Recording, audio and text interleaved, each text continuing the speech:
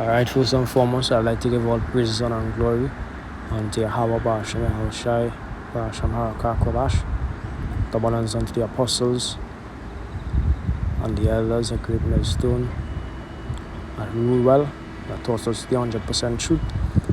Peace and blessings unto the Akim, throughout the four corners of this world, that continue to push this word in all sincerity and with all diligence. It is Brother Martina here once again, coming to you from the Great Millstone branch in Trinidad West, through the Spirit and the power of the Lord Yahweh Basham Yahushai, to do another lesson to edify the Lord's flock. And this video gonna be entitled Real Men. Real men. Because that is what these women say that they want. They want a real man. But when you possess the traits of a real man, what they do, they kick up, they scoff at it, and they basically rebel against it, because a man by nature, a man in his true nature, will want more than one woman. And that is something that they wouldn't agree to. Even a woman that claims that she believes in the truth, that she believes in Yahushua, that she believes in the Bible, some of them, not saying all, some of them have the understanding that yes, a man will want another woman if he can afford it. But the majority of them, inside and outside the truth, doesn't agree to that, which it shows confusion. It shows that they really do not know what a real man is or what a true man is. You understand? They would want you to bow down to them, to serve them, to be equal with them, share roles 50-50. They want to get away from their role, and they would want to partake in your role, which is, they want to be independent. You can't want a real man and be independent at the same time, because then you're not being a true woman. You see, they would want traditional values in men, but while trying to be a modern woman. They would want a man to protect, to take care of them, and they could just live according to how Esau taught them to live, which is this modern lifestyle of women being on the same level or having the same leverage and power that men supposed to possess, which would not work. It will never work. That is why we need Yahushai, or Yahweh Basham Yahushai, to bring back the order that he created from the beginning. Which the order that he created from the beginning was sidetracked from this precept that I brought here first. Is this in Genesis, the 3rd chapter? Genesis, the 3rd chapter, and the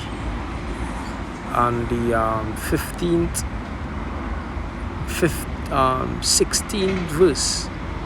It says, unto the woman he said, I will greatly multiply thy sorrow and thy conception.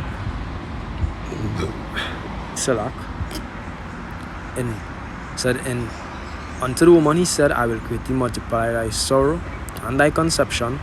In sorrow thou shalt bring forth children, and thy desire shall be to thy husband, and he shall rule over thee.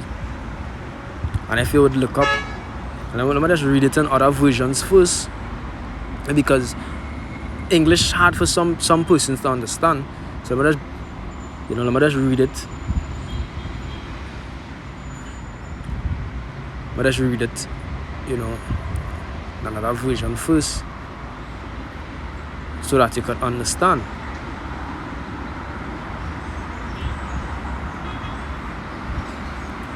In the new KJV, it says, to the woman he said, I will greatly multiply thy sorrow and your conception. In pain you shall bring forth children. Your desire shall be for your husband, and he shall rule over you. When you go down, it says, and yet they have things contrary to what the scripture is actually saying.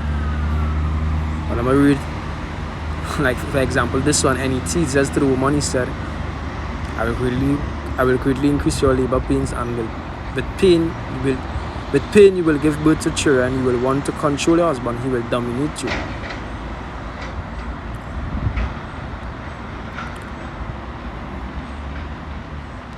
When you go down further,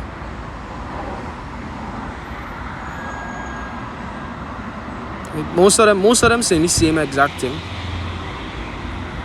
Most of them saying the same exact thing. But the point that I want to elaborate on is that these last few words here from "and" says, "and he shall rule over thee." Now, to rule over somebody, no matter, let's look up that word rule.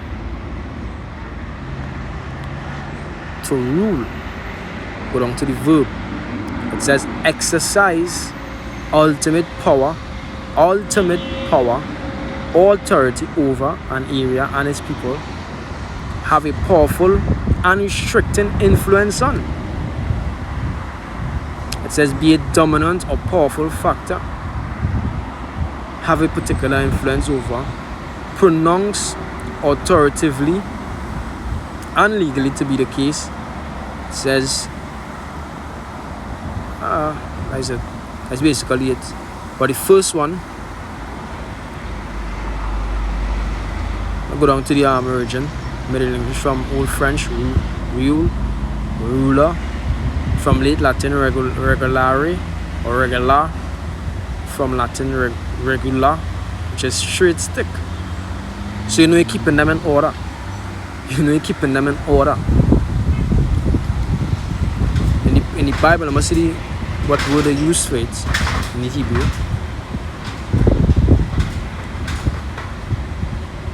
Have a masal. It says to rule, to have dominion, to reign, to cause to rule, to exercise dominion. Now all these things here doesn't give an indication that things would be 50-50. If you're ruling over a city, that city can tell you what to do.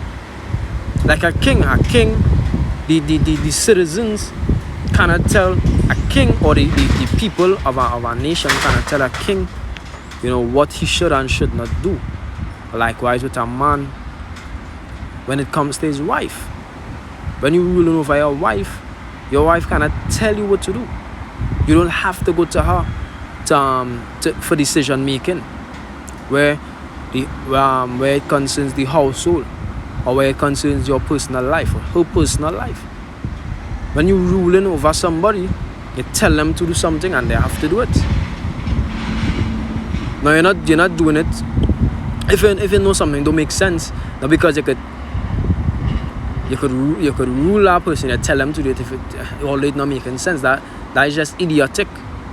But as long as it making sense, or it's within the law, instructing somebody to do something, it's in the law, like you say, hey, cover your hair, stop wear pants. Why I want to have another woman? She shouldn't have any problem with that. But in this kingdom here, they would have a problem with that. Esau give them that power that they always desired, which is to be above a man. And not necessarily to be above a man, but to be free from the rule or free from the authority of a man, so that they could do what they want. Understand? And it reached so far, it gets so detrimental now that you can't even ask them something without getting attitude, without getting aggressive feedback. The new thing, not new, but new in this lifetime, is they don't need a man. They don't need a man. That's the thing. They don't need a man. I don't need a man. I'm independent. Nobody in this world is independent. Even us men depend on the Most High for strength, for life, for good health. Everybody depends. The only person that is independent is the Most High, because he doesn't depend on anyone. But for you to say independent is being totally proud. Let me read this precept here. Jeremiah 31. and verse 22. It says, "How long wilt thou go about, O thou backsliding daughter? For the Lord hath created a new thing in the earth. A woman shall compass a man." No? A woman shall compass a man. That is a new thing. Women being above men. That was, in the ancient world, that was unheard of. A woman ruling over men. Probably in some wicked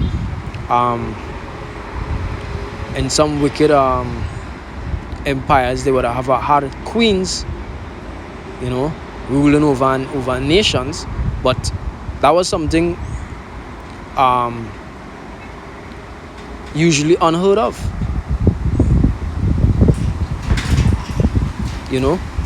Where a man could instruct a woman to do something and she could refuse. Even his wife. You could instruct your wife to do something and she could refuse. She could say, "I'm not doing that." She could pick up she bag and leave your house. Or she could go in court and file charges against you. Take out a restraining order. Divorce. And take 50 to 75% of your belongings, even all in certain instances. So that's a new thing in this world. Back then, if a woman had inheritance,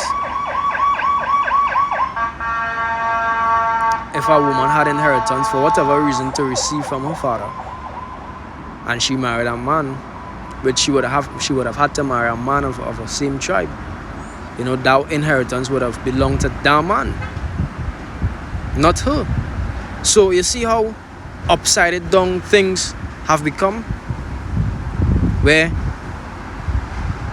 it's gone from you being totally in control of everything to now you have to fear that the woman could take your belongings, your car, 50% of your wealth, whether it's your house, your business, your car, even full custody of your children, and can tell you when to come and visit, can tell you whether or not you're going to see a child. So they don't want real men. They don't want men that authoritative, possessing that trait of leadership, of fearlessness, of courage. They want these men that emotional, that soft, that would come and hug them up and be all soft and gentle and smoochy with them. That is what they want. And as I always just pop, women hate good men. They hate good men. Good men get used. That is what they say. They don't like nice men, and they would tell you that they don't like nice men. But do they like rough men? No, same way. Say that they actually don't know what the fuck they want. And that is because they're living in Babylon too long. Babylon means confused. That is what the word Babel means. It goes back to the word Babel, which means confusion. These women don't know what they want. These men don't know what they want. Men turning into woman turning into man, woman marrying tree, divorcing tree, going and marry a train. All these kind of, it's just a whole ball of confusion. That is why we need to get out of this place. They want a real man, but nothing on their body real. From the hair, from the crown of the head to the sole of the foot, is falseness. Everything fake. Hair fake, eyelashes fake, probably the lips fake, the nose fake because now it have plastic surgery, the tummy fake, the butt fake, the toenails fake. But they want a real man. The physical appearance even fake. We're talking about the profile, the facial profile, because they're putting these makeup on it. So now you could go and date a woman, and in the night she look one way, and in the morning she look totally different. So what these women really want And a real man is a man that serves the Lord Yahweh Shem Yahushai. All these other men here, out here, the Lord is going to expose them to be phonies. The Lord is going to expose them to be actually women. So when the Lord brings hell upon this place, they're going to cry like women. The scripture did say that. The scripture did say that. I think it's in Jeremiah 30. Jeremiah 30 and verse 6. Outside of verse 5 it says, "For thus saith the Lord Yahweh, we have heard a voice of trembling, of fear, and not of peace." It's about when the Lord is about to bring destruction. Or even now, that voice of trembling, of fear, and not of peace is us going out there and prophesying the destruction to come. And what we prophesying of? We're not prophesying of peace. We're not prophesying of good times. We're prophesying of evil. We're prophesying of great death. We're prophesying of famine. What I would cause it to do, tremble. Somebody who is in the know would tremble. They would be like, hey, how to prepare for this, but how I could get myself together for this, what I could do. So that's going to cause it to tremble. That's going to cause it to be anxious. That's going to cause it to be afraid. It says, ask ye now and see whether a man that travail with child. Wherefore do I see every man with his hands on his loins as a woman in travail, and all faces are turned into paleness. So these men out here, they're going to be like women. And that is how they were raised. They were raised to be emotional, soft creatures. You're going to see men of the Lord like that? Definitely not. Definitely not. Why? Because we're going to have the wisdom and the knowledge, and according to the scriptures, that's going to be the stability of those perilous times. You understand? That's going to make us look, it's like we living in a totally different universe. Shit taking place and we just cool and calm as ever. While everyone being frantic, they helter-skelter, they don't know what the fuck going on, they don't know how to get out there, they don't know when it's gonna end, they don't know what to look for. You understand? It says in verse 7, it says, "Alas, for that day is great, so that none is like it. It is even the time of Jacob's trouble, but he shall be saved out of it." Who's gonna be saved out of it? Israel of God. Spiritual Israel. Or the remnant. Or the elect, I should say. But let's read this last precept, Isaiah 3 and verse 12. It says, "As for my people, children are the oppressors, and women rule over them. O my people, they which lead thee cause thee to err, and destroy the way of thy paths." And that is what Esau philosophies did to us. Have us believing that, it's all cool, we should really, women should really be equal with us because, the amount of strain that's on them, and they're giving childbirth and madness. That is not the order. If we were keeping the order as was that the Most I gave from the beginning, they wouldn't have been under this amount of pressure. Esau bringing pressure and trying to bring his own solution to this shit, all because of greed. Why he allowed these women to work for? Because he would receive more money through taxes, and they said that. I think in the interview with Aaron Russo and Nick Rockefeller, he said that. He said, "I think we really care about women being liberated." He said, "No, we just it would give us more money, productivity faster, much more production, and much more money in taxes." So with that, I want to give all praises, honor, and glory unto Yahweh Bashem Yahushai, Bashem Yahushai, double honors unto the apostles and the elders and great men that surely do well. Peace and blessings unto the Akim, sure the four corners of the soul. And until next time, this is Matana from the GM at Camp West, coming to the Spirit and the Lord and saying Shalom.